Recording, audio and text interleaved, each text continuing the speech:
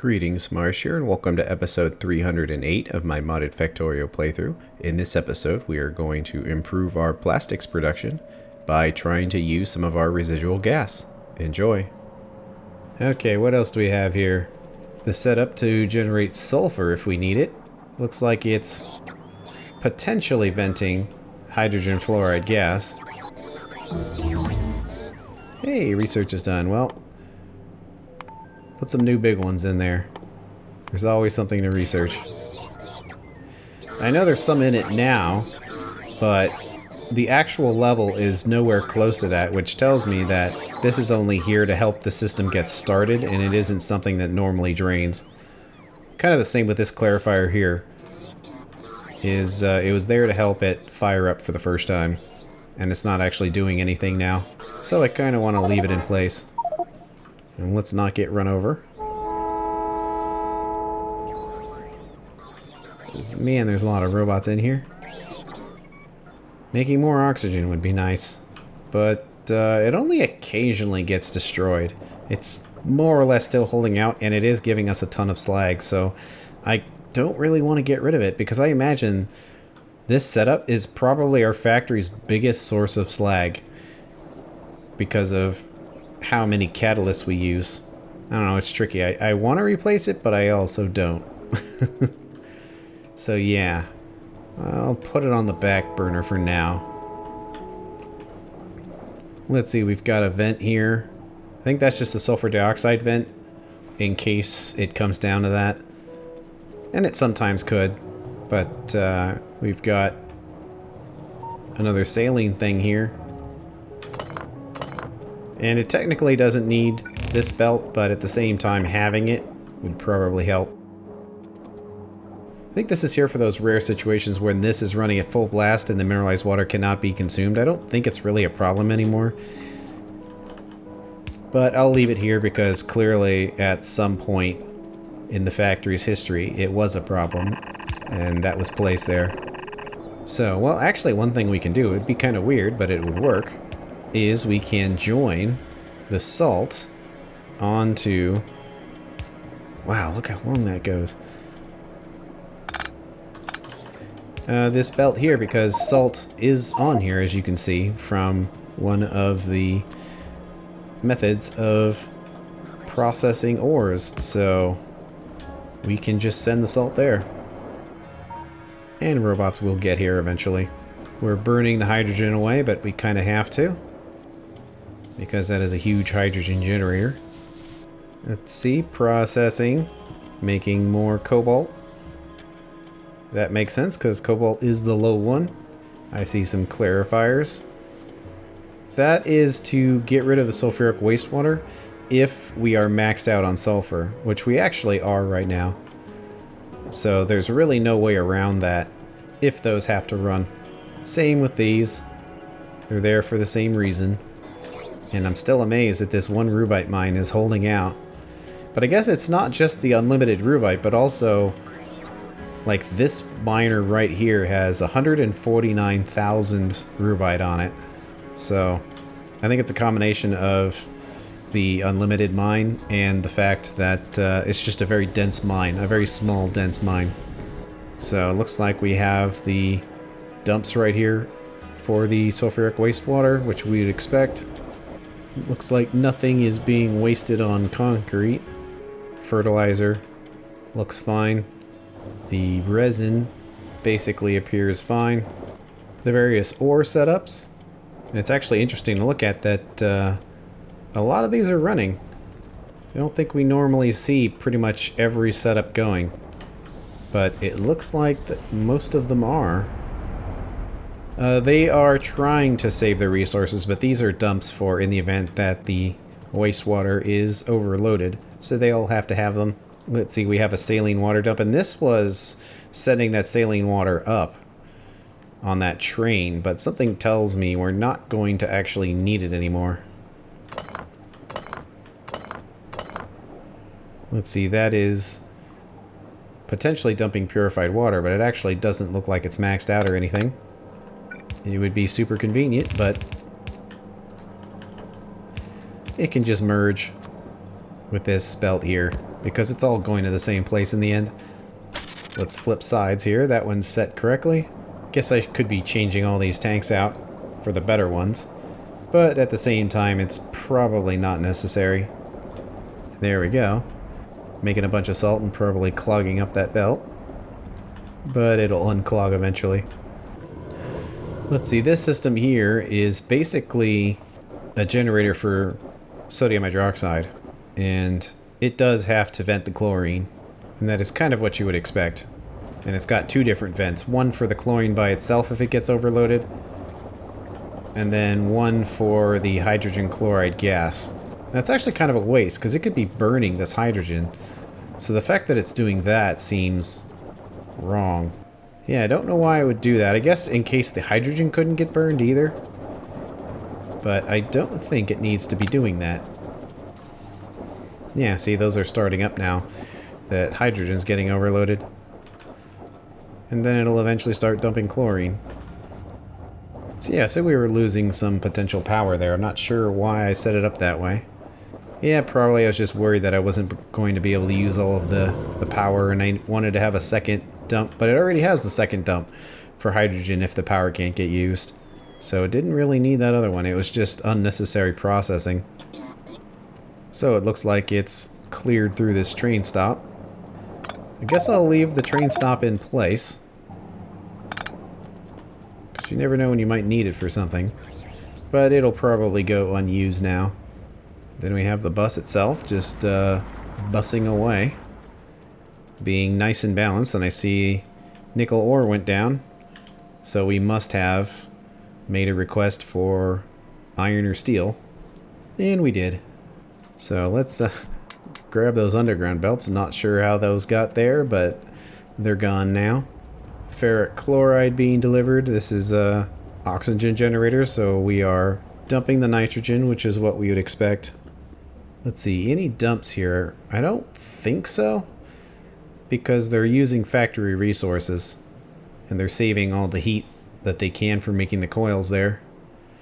And this setup is attempting to save the oxygen. Nothing wasted there.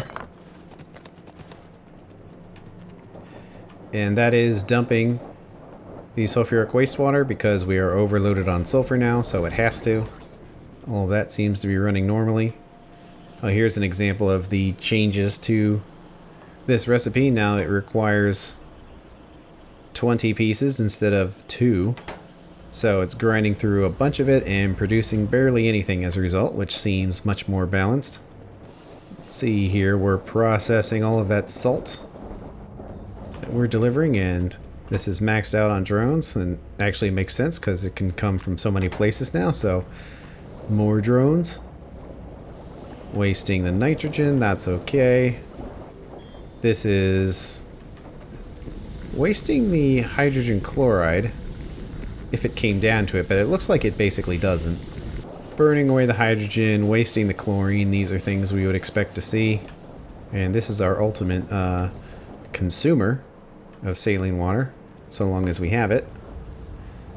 One interesting thing is that we are almost maxed out on mineralized water to the point where we would dump it, which really shouldn't be the case because these setups should be able to keep up with it. But it could be that we didn't before because of belt limitations. But now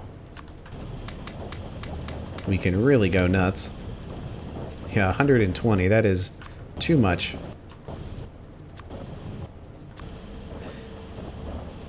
$80, well, I guess we'll take it. So we'll do 1 speed and 1 efficiency for everything. Still not quite using it all up, but it seems like it's because of where this stuff is going here. Let's see, we're using it all up. Oh, it seems like just barely, but we are. Because even as fast as 60 items per second is, it's not quite enough when it comes to green algae. Because definitely it's the belt that's the slow part. But the number's going down. So I think our upgrades did the trick here. Well, one other thing we can do is try to upgrade the liquefiers.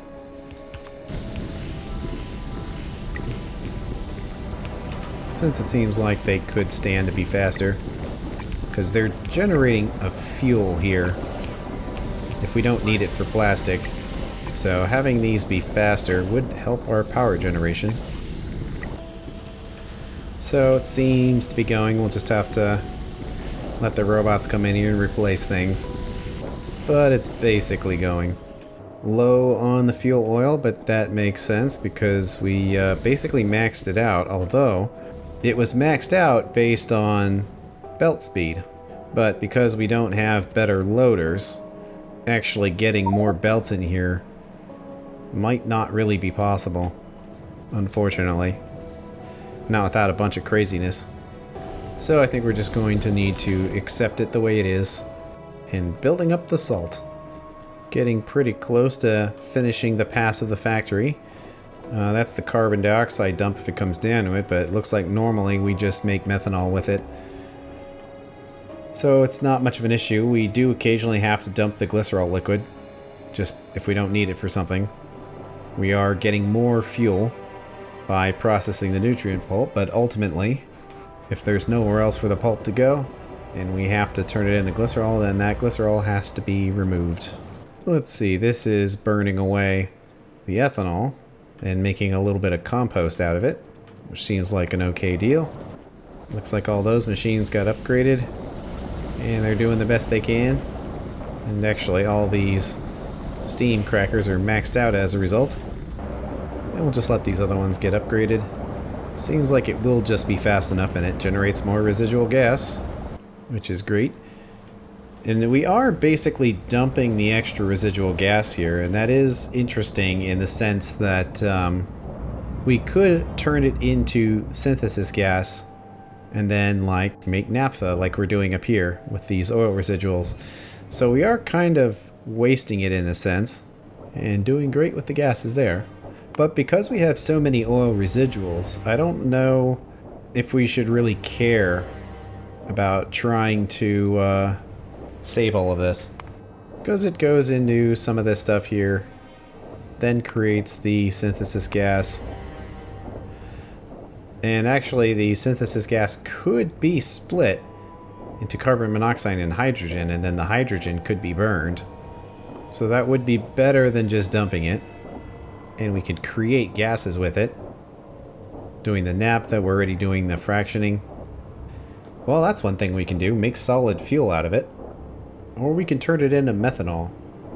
And it's kind of interesting in a sense that methanol gets cracked here to make propane, which goes into plastic, and we're also burning it as a fuel, but it makes more residual gas.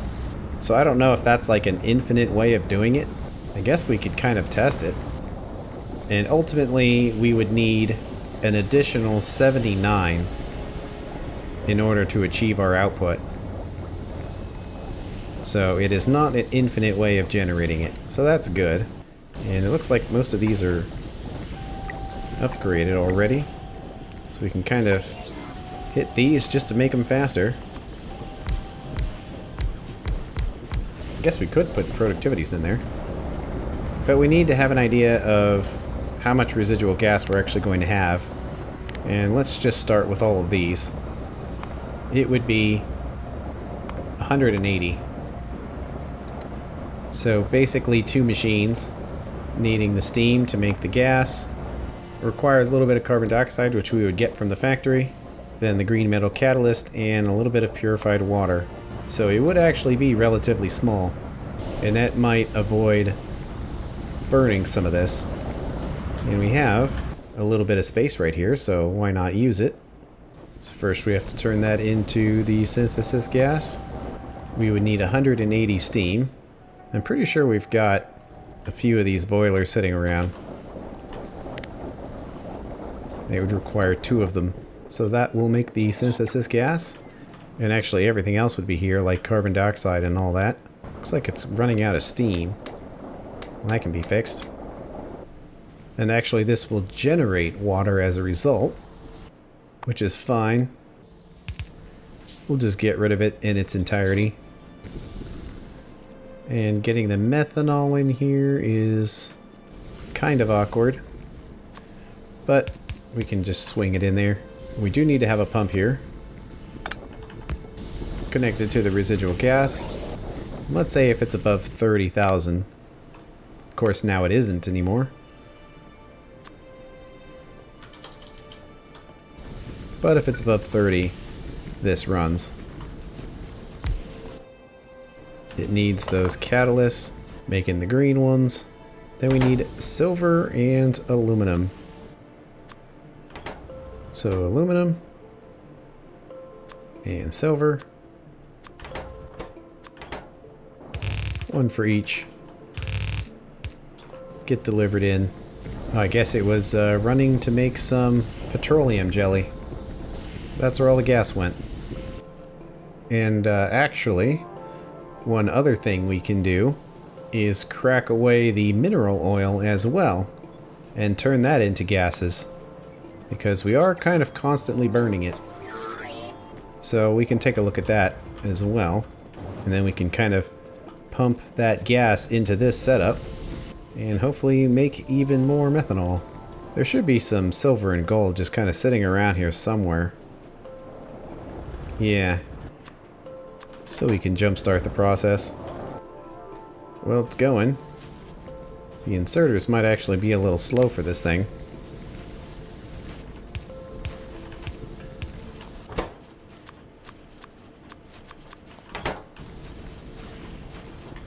But it went through what it could. So I would like to test this by getting rid of the overflow valve on this flare stack to see if now we don't need it anymore. So we definitely go through a ton of mineral oil, and it's not only generated through this setup but through other ones as well. And how much are we looking at? 315. Well, we can look at the steam cracking of it. Let's say 400 and see what it looks like. 3 machines sounds reasonable. And we might as well do it down here, since this is where the other gases are. We are going to need a bunch of steam. Let's build like a couple more of these. And we can kind of just place it in here. Will this fit? It's awfully squished, but it works. So let's like put them in here. Speed modules. Break apart the mineral oil. And what's the easiest way to get it? Well, it's lubricant here, but it actually looks like it's just mineral oil there. And it's just flowing normally. We're going to need to have some kind of logic connected to it. So let's send a green wire down here, since it doesn't look like we're using one.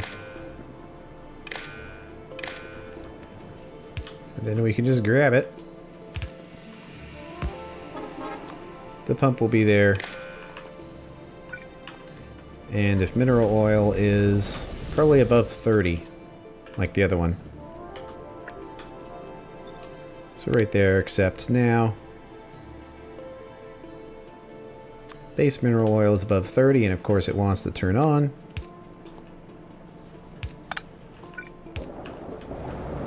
And there we go. It's actually got everything it needed. So it's giving us both residual and synthesis gas. Let's just line this up. It's not quite in the right spot, but it gets the synthesis gas in there, making some residuals, which can be injected right back into the main system.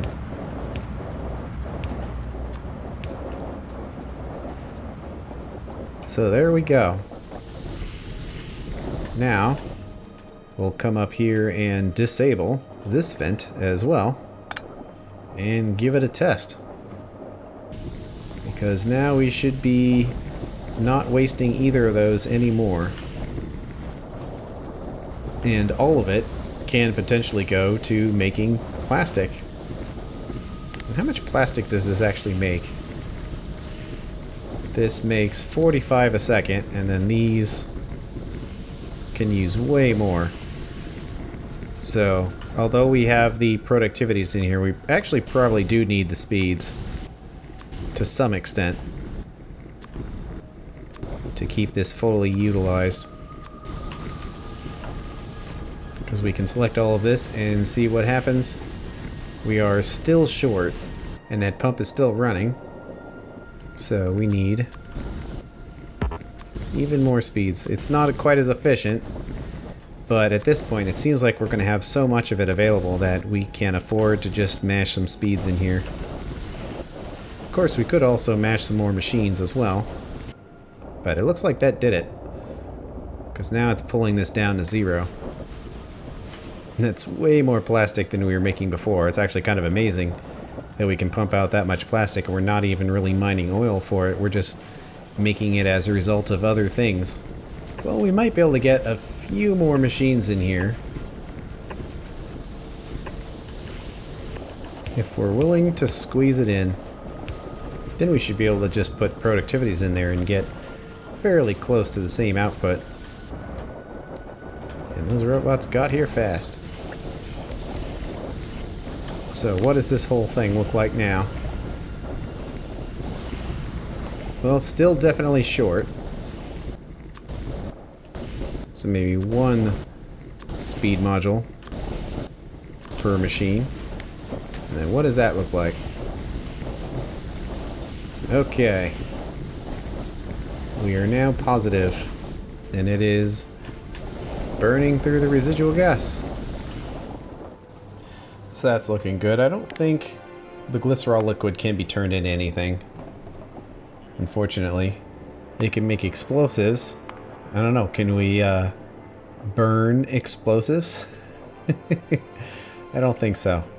They go boom when you burn them.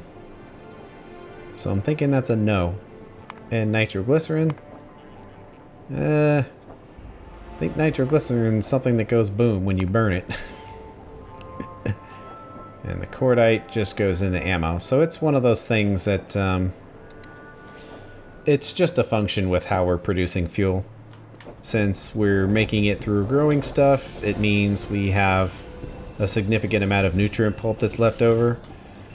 And it can't always be used on things. So when we do have it and we can't use it, we can turn it into mostly fuel, but it has to go back into some glycerol. But I guess we can check the nutrient pulp and see, is there something better we could be turning it into, so it goes into growing all of those things.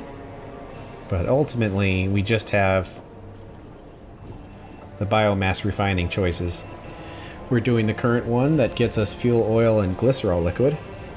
These other methods get us less fuel oil, but we might not be wasting the glycerol. So we can get the gases, or we can get some synthesis, which might be useful. So where does that acetone go into? It goes into making bio-rubber and bioplastic. So it's like we have to look at all of the different things we could basically waste it on. Where this gives us most of the fuel oil, and then we waste it on 40% glycerol. It's like, or we can waste it on 40% acetone. Or we can waste it on 60% acetone, so wasting it on glycerol seems like the best choice here. Nutrient pulp is kind of weird like that. That no matter what we're going to do with it, it's going to be wasted on something. And we try to use it, like we're sending it to any place that could use the nutrient pulp. We have a nutrient pulp train up here, or at least it would be here. But that's where the station is. And we are sending it down here on puffers. And we are sending it up here to the fish as well. So there's only so much we can do here. So not much to change, I guess. I am happy though that we're not constantly wasting mineral oil anymore. We've got the mineralized water sorted out. It seems to be pretty balanced. We're not wasting the residual gas anymore. We're making a ton more plastic, which should help because we are just using a ton of plastic for our research. So that's looking good. I think we're pretty done with our factory review. There might be some things that are still getting wasted in there, but I think we covered a couple of pretty important ones. Especially all of that salt, so now that saline water isn't getting wasted anymore. The ores have mostly balanced out. This one's red, but that's because it is manganese, and manganese makes sense to be red because it tries to be maxed out whenever possible. So we would expect to see that, and nothing else is maxed out, so it seems like the bus has stabilized itself. And our improvements to the science bus has done well too, because it is running pretty smoothly. I wonder how we're doing on all those oil residuals. I always like to keep checking. 300,000, so we're almost into the 200s now. So we're making progress after all of this time. I am going to be kind of worried what happens when we run out. Because we've been so used to having an overload of it that we're just kind of using on whatever we feel like. Ah yes, and we got more trees. But it looks like the trees actually kind of slowed down a bit because of soil. So we should probably take a look at that real quick here. Looks like just a shortage of compost. Probably need more drones than just 5. But our compost is coming from our farm. I think you can basically compost anything that's biological. So we just need more. And I'm not sure what this is even here for. Oh, I guess it's just handing over from there. From when we have too many seeds. There we go. We're pumping out as much compost as we can. Might want to have a few more drones just in case. Man, it goes through that fast. Wonder how much compost this whole thing actually needs. If it was balanced, it would need 24. It's doing mostly okay.